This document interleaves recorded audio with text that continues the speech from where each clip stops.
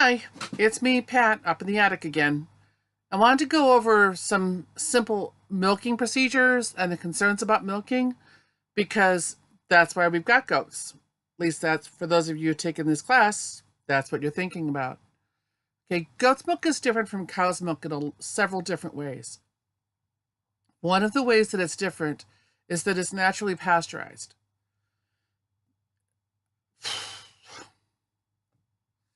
Hi, it's me again up in the attic. I'm Pat, and I wanted to go over milking and milk handling and wanted to start out with some simple discussions about the difference between goat's milk and cow's milk.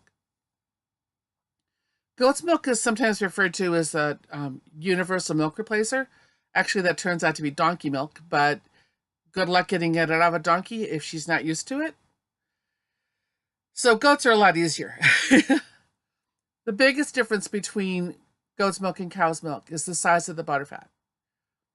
Butterfat in cow's milk is very large and will settle out. That's what's called cream line milk. If you let cow's milk sit for an hour or so, the fat will start to float to the top and you'll start to get a cream line. Depending upon the type of cow that you have, that may be a thick cream line or a thin cream line, depending, because Holsteins have little fat compared to Jerseys and Guernseys. Goat's milk, it will form that cream line, but it's going to take you a couple days because goat's milk is naturally homogenized.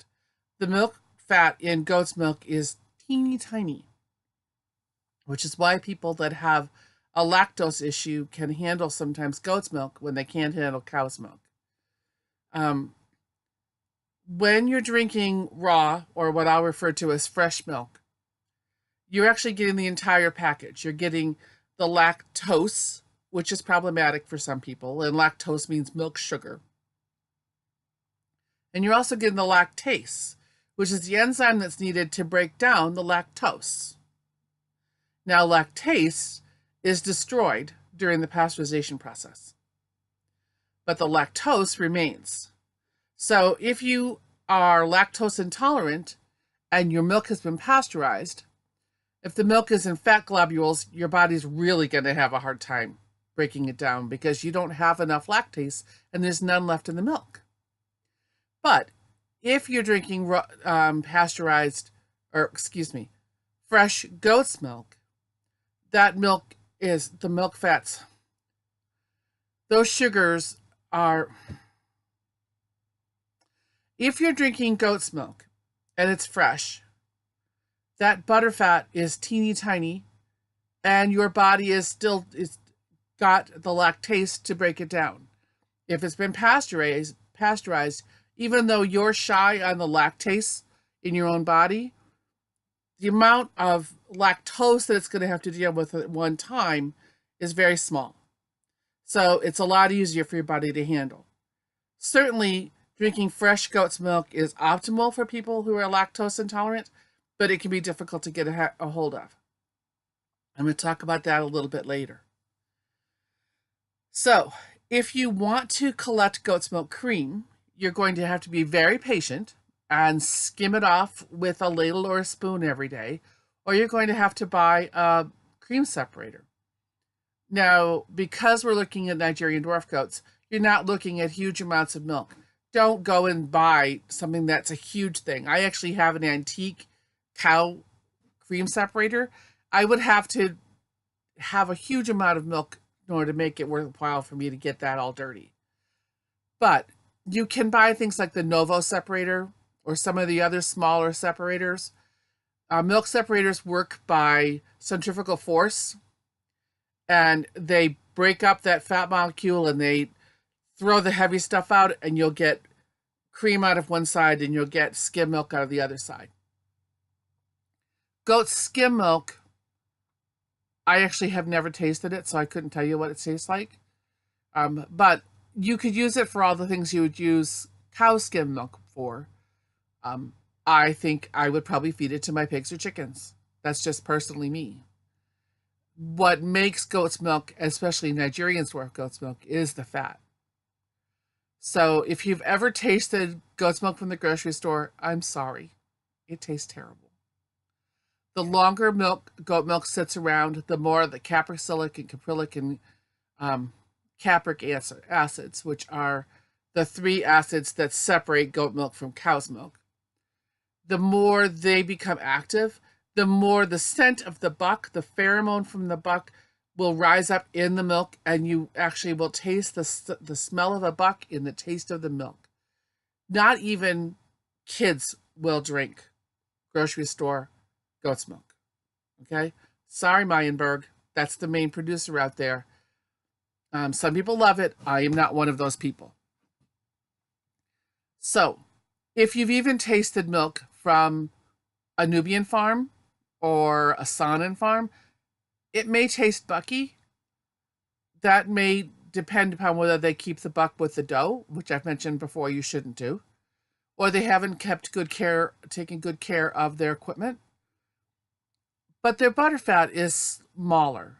I've actually had doughs that were on test that tested at 11% butterfat. Now, the test generally goes up to 10%. I happen to be working with a lab that could handle the 11%. But as a goat goes through a milk cycle with colostrum for the first week or so, and then increase in milk production as the kids are nursing, and then falling off as the kids are weaned, or we're taking the milk away from them, that lactation curve may be stretched out a long way, or it may be a dive. But the longer it stays out there, the less milk you're going to get, the higher butterfat that is. And I actually think it's because there's less and less milk, the butterfat begins to concentrate. That's just my theory. I'm not sure whether anybody's borne that out. But the later lactation milk will be heavier in cream. So it's really good for making cheese. Early lactation milk is not as heavy in butterfat, like the first 10 days to 2 weeks, although DHI, which is the Dairy Herd Improvement Association, says you can take milk after 8 days. Some people wait 10 to 14 days before they start saving the milk themselves because they can still taste the colostrum. All right? Early lactation milk will make a different product than late lactation milk. I can tell you a few years ago, I took a heavy gallon, a gallon that's a little bit over a gallon of Nigerian milk, early in the season, and I made what I believe was a bonhomme. It was just a cheese that was just meant to sit on the counter. It wasn't a collaborative cheese. I actually added some rennet to it, but it sat on the counter at room temperature for 24 hours. And when I was done, I had almost 5 pounds of cheese. Now, that had to do with the type of cheese I was dealing with, the type of goats that I was dealing with, and the stage of lactation that I was dealing with. Okay? So I've also been told that there's a cottage cheese that I love that a friend of mine makes. She said, don't bother using early lactation milk. You want late lactation milk?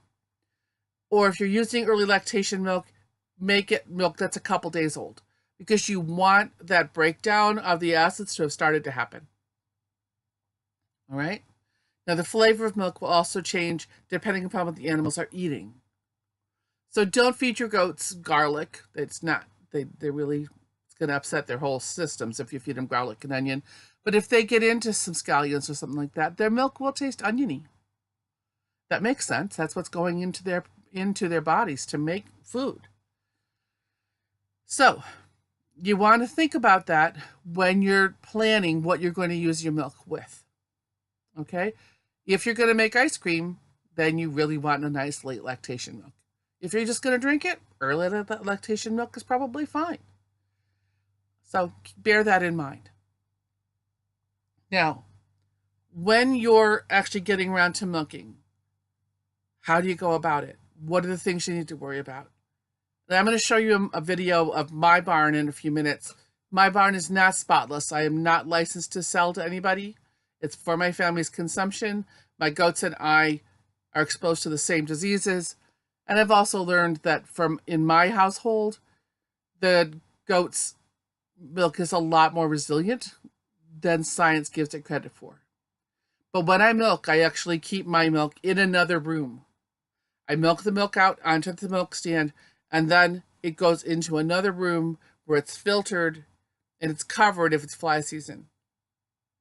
So that way it cools off fast. It's exposed to the minimal amount of bacteria from the barn itself. And we're good to go. And that system has worked really well for us. We filter right away too. So we'll talk about filters in a few minutes. Generally what people do is they clip their udders. I should clip my udders. I confess that. I instead scrub my udders because I live in a really cold climate. So later on in the season, I don't want to take their coat away from them when it gets to be 14 below zero. That means that I'm going to be dealing with a fuzzy udder. I'm always going to be dealing with a fuzzy udder. But I wash my udders off really well. I continue to wash them with fresh, clean paper towels until the towel comes back clean. I am really picky about how clean the udder is. So I've got my goats up on my milking stand. If you want to try to sell to somebody, if you want to try and sell raw milk, the USDA requires a non-permeable milk stand. That would be a metal milk stand or a concrete, something you could seal, or a wooden milk stand. The USDA would require you to have either a metal milk stand, a concrete milk stand that you could seal, or a wooden milk stand with about 8 to 10 coats of polyurethane. Okay, not paint, polyurethane. So that it's sealed in plastic and it's not permeable. My stand is not like that. My stand is simply painted, and over the years, the paint has been sloughed off. It needs to be replaced. So bear that in mind.